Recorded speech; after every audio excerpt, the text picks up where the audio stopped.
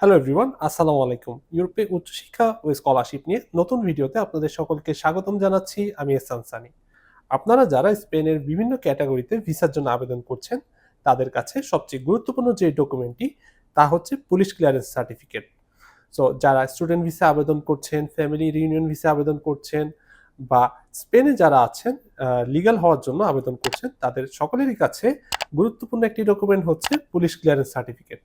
আর এই police clearance certificate কিভাবে করবেন, কিভাবে কোথায় আবেদন করবেন, কিভাবে নোটারাইজ করবেন, কিভাবে অ্যাপোস্টাইল করবেন, এই নিয়ে অসংখ্য কোশ্চেন পাই প্রায় সময়। সো আজকের ভিডিওটা হচ্ছে আপনাদের সকলের জন্য। আজকের ভিডিওতে আমি স্টেপ বাই স্টেপ দেখানোর চেষ্টা করব কিভাবে মিনিস্ট্রি অফ হোম অ্যাফেয়ার্সে আপনি পুলিশ ক্লিয়ারেন্স সার্টিফিকেটের জন্য আবেদন করবেন, এরপর সেই সার্টিফিকেটটি ইস্যু হওয়ার পর কিভাবে নোটারাইজ করবেন এবং সবশেষে কিভাবে মিনিস্ট্রি অফ ফরেন অ্যাফেয়ার্সে বা মাইগভ বিডি যে পোর্টালটি আছে সেখানে ওই সার্টিফিকেটটি আপলোড করে কিভাবে অ্যাপোস্টাইল করবেন এবং সবশেষে কিভাবে ট্রান্সলেশন করবেন। সো স্টেপ বাই স্টেপ আজকের ভিডিওতে আমি ডিটেলস দেখানোর চেষ্টা করব। আশা করি আজকের টিউটোরিয়ালটি দেখলে আপনাদের স্পেনের পুলিশ ক্লিয়ারেন্স সার্টিফিকেট নিয়ে কনফিউশন অনেকাংশে দূর হয়ে যাবে। সো চলুন তবে শুরু করা যাক। আচ্ছা, পুলিশ ক্লিয়ারেন্স সার্টিফিকেট দুইভাবে আবেদন করা যায়, একটা হচ্ছে অনলাইনে এবং আরেকটা হচ্ছে অফলাইনে। সো দীর্ঘদিন ধরে যারা অফলাইনে আবেদন করতেন তারা হয়তো বা ধরে নিচ্ছেন যে অফলাইনেই সবসময় আবেদন করতে হয়। এই অফলাইনের প্রক্রিয়াটি ছিল অনেক লেন্দি। প্রথমে হচ্ছে আপনাকে স্বরাষ্ট্র মন্ত্রণালয়ে আবেদন করতে হতো, এরপর স্বরাষ্ট্র মন্ত্রণালয় থেকে এসবি অফিস, এসবি অফিস থেকে আপনার লোকাল থানা, লোকাল থানা থেকে আবার এসবি অফিস, আবার এসবি অফিস থেকে আবার স্বরাষ্ট্র মন্ত্রণালয়, এভাবে একটা লেন্দি প্রসিডিওর ছিল। যে কারণে দালালদের চক্কর এবং এজেন্টদের চক্করের কারণে প্রত্যেকের প্রায় 15 থেকে 20,000 টাকার মতো খরচ হয়ে যেত এবং প্রত্যেকটা টেবিলে টেবিলে টাকা দিতে হতো। কিন্তু বর্তমান সময়ে বাংলাদেশ সরকার অনলাইনে আবেদনের সিস্টেম চালু করেছে এবং এই দীর্ঘসূত্রিতা থেকে অ্যাপ্লিকেন্টরা মুক্তি পেয়েছে। আমি প্রথমে অফলাইন সিস্টেমটা দেখাবো এবং এরপর আমি অনলাইন সিস্টেমটাও দেখাবো। সো পুলিশ ক্লিয়ারেন্সের জন্য যারা স্পেন থেকে আবেদন করবেন তারা এখানে এরকম একটি ফর্ম পাবেন। আমাদের এম্বাসিতেও পাওয়া যায় অথবা আপনি মাইগভ থেকেও ডাউনলোড করে নিতে পারেন। এই ফর্মটাতে আপনি বহিরাগমন শাখা ৩ এ আবেদন করবেন, অর্থাৎ স্বরাষ্ট্র মন্ত্রণালয়ে বহিরাগমন শাখা ৩ এ আমরা আবেদন করছি। সো এখানে আপনি আপনার নাম লিখবেন এবং কত তারিখ থেকে স্পেনে বসবাস করছেন তার ডিটেলস দিবেন। এটা হচ্ছে যারা স্পেন থেকে আবেদন করবেন তাদের জন্য। আবার যারা বাংলাদেশে আছেন তারাও এরকম একটা ফর্ম পাবেন। তারা হচ্ছে যেহেতু আপনি স্পেনে অবস্থান করছেন না, জাস্ট আপনার পাসপোর্টের তথ্য, ইস্যুর তারিখ, মেয়াদোত্তীর্ণের তারিখ এবং হচ্ছে গ্রাম, ডাকঘর, থানা, উপজেলা এই সমস্ত ইনফরমেশন দিয়ে যে আপনি একটা আবেদন করছেন যে আপনি স্পেনে আসতে চাচ্ছেন বা স্পেনের ভিসার জন্য আবেদন করবেন এবং এর জন্য একটি পুলিশ ক্লিয়ারেন্স সার্টিফিকেটের প্রয়োজন, এরকম একটি আবেদন জমা দিবেন। এবার আমরা দেখব অনলাইন প্রসিডিওর। তো পুলিশ ক্লিয়ারেন্সের জন্য প্রথমে আমরা আবেদন শুরু করব মিনিস্ট্রি অফ হোম অ্যাফেয়ার্স এর এই ওয়েবসাইটটি থেকে, scs.ssd.gov.bd। এই পোর্টালটিতে আপনি অ্যাপ্লাই নাওতে ক্লিক করবেন এবং অ্যাপ্লাই নাওতে ক্লিক করার পর সরাসরি আপনার জিমেইলের একটি লগ ইন অ্যাক্সেস তারা নিবে। লগ ইন অ্যাক্সেস করে সরাসরি এখানে লগ ইন হবে। তো এই পোর্টালটিতে প্রবেশ করার পর প্রথমে আপনারা হচ্ছে প্রোফাইল আপডেট করবেন। এখানে আপনার প্রোফাইলের নাম, ঠিকানা, আপনার অ্যাড্রেস, ফোন নাম্বার এবং এনআইডি নাম্বার আপডেট করে আপনার ছবি আপডেট করবেন। এরপর হচ্ছে আপনি এই পোর্টালটিতে আবার চলে যাবেন, এখানে নিউ অ্যাপ্লিকেশন বাটনটিতে ক্লিক করবেন। তো নিউ অ্যাপ্লিকেশন বাটনটিতে ক্লিক করলে এরকম একটি উইন্ডো ওপেন হবে। এটা আমি আগে ওপেন করে রেখেছি। সো এখানে আপনার সবগুলো ইনফরমেশন দিবেন। এখানে হচ্ছে দুটি অপশন, একটি হচ্ছে ফ্রম বাংলাদেশ এবং from Spain. So police clearance যারা স্পেনে আছেন তাদেরও প্রয়োজন হয়, আবার বাংলাদেশ থেকে যারা আসতে চান তাদেরও প্রয়োজন হয়। তো আপনি বাংলাদেশ থেকে অ্যাপ্লাই করলে বাংলাদেশ সিলেক্ট করবেন এবং এখানে আপনার সকল ডিটেলস দিয়ে পাসপোর্টের নাম্বার, তথ্য দিয়ে পূরণ করবেন। আর যারা স্পেন থেকে আবেদন করবেন তাদের জন্য স্পেন সিলেক্ট করবেন এবং এখানে আপনার হচ্ছে কত তারিখ থেকে কত তারিখ পর্যন্ত স্পেনে অবস্থান করছেন তার ডিটেলস দিবেন। এরপর হচ্ছে আপনার ছবি। ছবি এখানে 300x300 পিক্সেল হতে হবে এবং এখানে একটি সিগনেচার হবে। সিগনেচারটি হচ্ছে স্ক্যান করা একটা সিগনেচার 180x80 পিক্সেল হতে হবে। এটি আপনি যেকোনো অনলাইন ইমেজ রিসাইজার টুল থেকে তৈরি করে নিতে পারেন। এরপর হচ্ছে আপনার অ্যাড্রেস। অ্যাড্রেস দুটি অপশন থাকে, একটি হচ্ছে পার্মানেন্ট অ্যাড্রেস আর একটি হচ্ছে প্রেজেন্ট অ্যাড্রেস। আপনার পাসপোর্টের ডিটেলসে যা যা যেভাবে দেওয়া আছে, ডিস্ট্রিক্ট, পোস্ট কোড, অ্যাড্রেস, উপজেলা, থানা, পোস্ট অফিস, ওয়ার্ড সবকিছু ওভাবেই পূরণ করবেন। এখন এখানে একটি অপশন আছে, সেটা হচ্ছে ইন স্পেন, অর্থাৎ যারা স্পেনে অবস্থান করছেন তারা শুধুমাত্র স্পেনের অ্যাড্রেসটা এখানে দিবেন, আপনি যে সিটিতে অবস্থান করছেন তার অ্যাড্রেস। আর যারা বাংলাদেশে কারেন্ট অ্যাড্রেসে আছেন তারা আপনাদের প্রেজেন্ট অ্যাড্রেসটাই দিবেন এনআইডি কার্ডের তথ্য অনুযায়ী। তো এভাবে পূরণ করে নেক্সটে যাবেন এবং এখানে একটি অ্যাটাচমেন্ট অপশন আসবে। অ্যাটাচমেন্টে আপনি পাসপোর্টের ইনফরমেশন পেজটি স্ক্যান কপি আপলোড করবেন এবং সর্বশেষ হচ্ছে পেমেন্ট ইনফরমেশন। এখানে ক্লিক করার পরে একটি অপশন আসবে, এখানে হচ্ছে আপনার কন্ট্যাক্ট ফোন নাম্বার, অর্থাৎ যে ফোন নাম্বারে আপনাকে পাওয়া যাবে সেই ফোন নাম্বারটি এবং আপনার অ্যাড্রেস, যে অ্যাড্রেসে আপনাকে পুলিশ যোগাযোগ করবে ভেরিফিকেশনের জন্য। যারা স্পেন থেকে আবেদন করছেন তাদের 20 থেকে 22 ইউরোর মতো ফি আসতে পারে, আর যারা বাংলাদেশ থেকে আবেদন করছেন তাদের 1500 বিডিটির মতো ফি আসতে পারে। সাবমিট বাটনে ক্লিক করবেন এবং এরপর হচ্ছে একটি উইন্ডো ওপেন হবে। সেই উইন্ডোটি হচ্ছে পেমেন্ট পোর্টাল, সোনালী ব্যাংকের একটি পেমেন্ট পোর্টাল। এখানে আপনারা ই ওয়ালেট, কার্ড, এছাড়া মোবাইল ব্যাংকিং, নগদ, বিকাশ, রকেট যে কোনো পেমেন্ট গেটওয়ে ইউজ করে পেমেন্ট সম্পন্ন করতে পারে। পেমেন্ট সম্পন্ন করার পর আপনি এখানে এমন একটি অপশন দেখতে পাবেন যে আপনার 1500 বিডিটি পে করা হয়েছে এবং ভাউচারটি আপনি এখান থেকে এখানে পেইড অপশনটি দেখতে পাবেন এবং ভাউচারটি ডাউনলোড করে নিতে পারবেন। এটা হচ্ছে আপনার পেমেন্ট ভাউচার, অর্থাৎ আপনি যে পেমেন্টটি করেছেন তার একটি রিসিট। এরপর হচ্ছে আপনি অ্যাপ্লিকেশনটি ডাউনলোড করে নিতে পারেন, অর্থাৎ আপনি যে আবেদনটি করেছেন তার একটি ফর্ম, এটা হচ্ছে স্যাম্পল অ্যাপ্লিকেশন ফর্ম, এটিও ডাউনলোড করে নিতে পারেন যেখানে আপনার সমস্ত ডিটেলস থাকবে।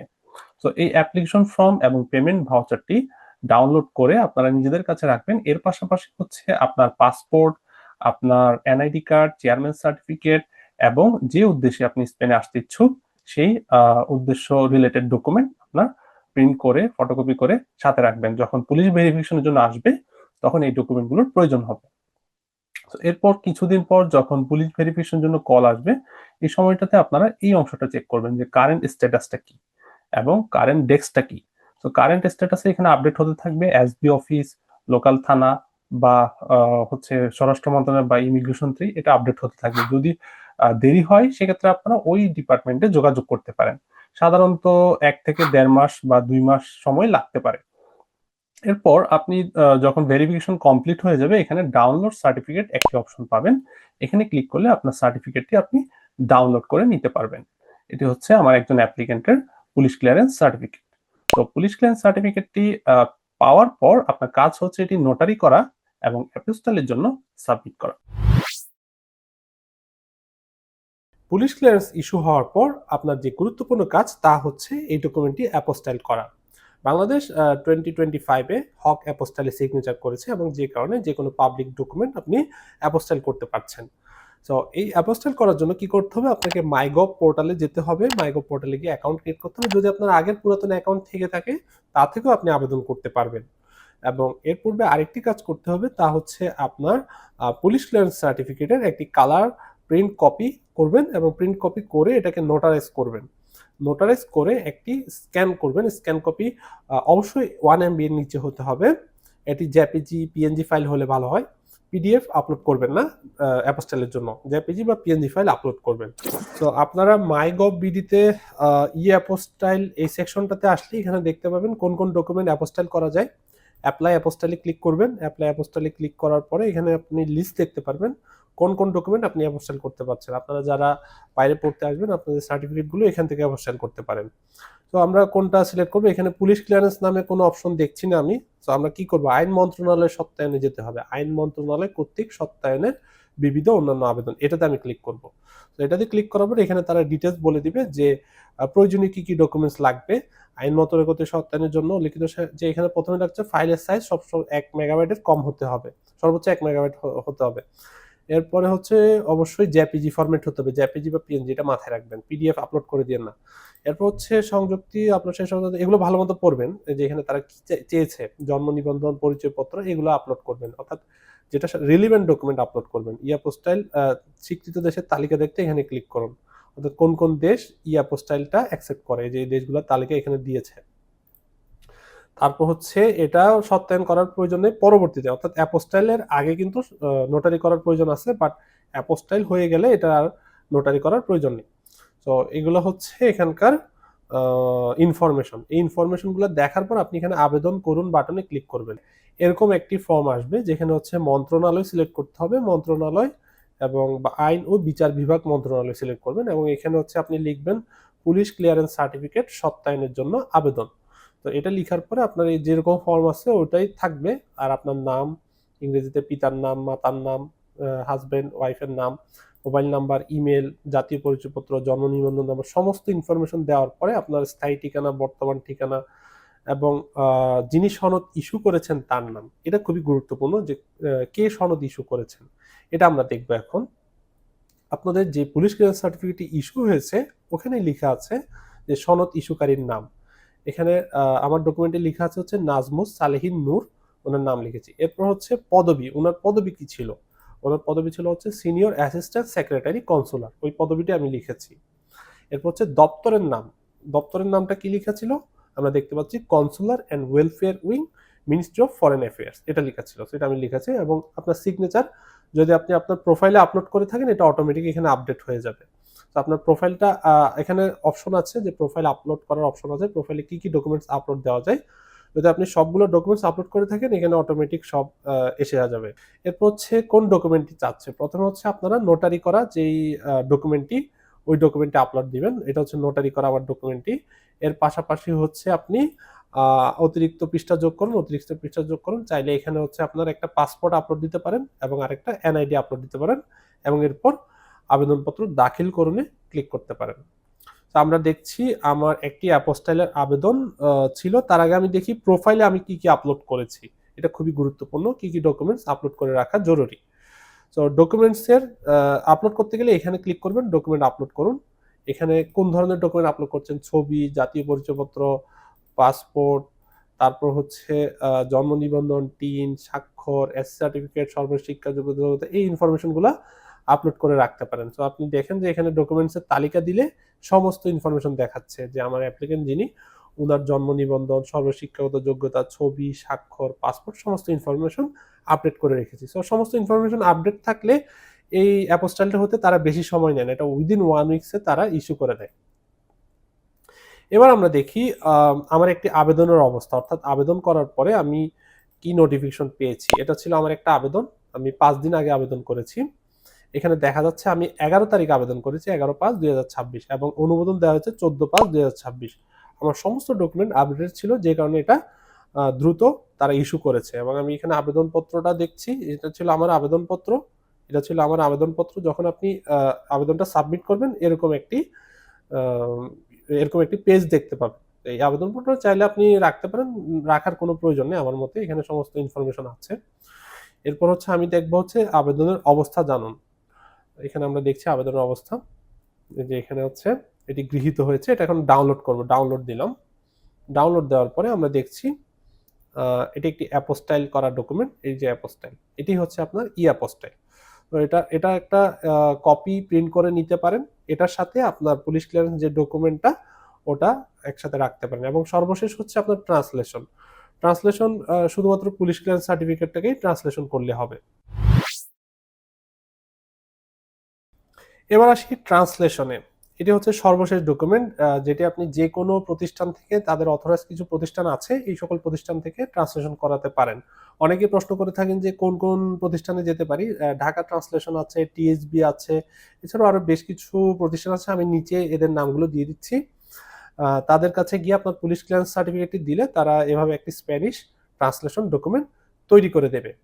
সো ওভারঅল হচ্ছে কি আপনার কি কি ডকুমেন্টস লাগছে, আপনার প্রথমেই লাগছে হচ্ছে পুলিশ ক্লিয়ারেন্সের জন্য আবেদন করতে হবে, পুলিশ ক্লিয়ারেন্স সার্টিফিকেটটা ইস্যু হতে হবে, এরপর এটাকে অ্যাপোস্টাইল করতে হবে, অ্যাপোস্টাইলের আগে হচ্ছে নোটারি করতে হবে, এবং সর্বশেষ হচ্ছে আপনার এটাকে ট্রান্সলেট করতে হবে। 3টে কাজ, পুলিশ ক্লিয়ারেন্স সার্টিফিকেট আবেদন করা, ইস্যু হওয়ার পর নোটারি করা, তারপর হচ্ছে অ্যাপোস্টাইল করা, এবং সর্বশেষ ট্রান্সলেট করা।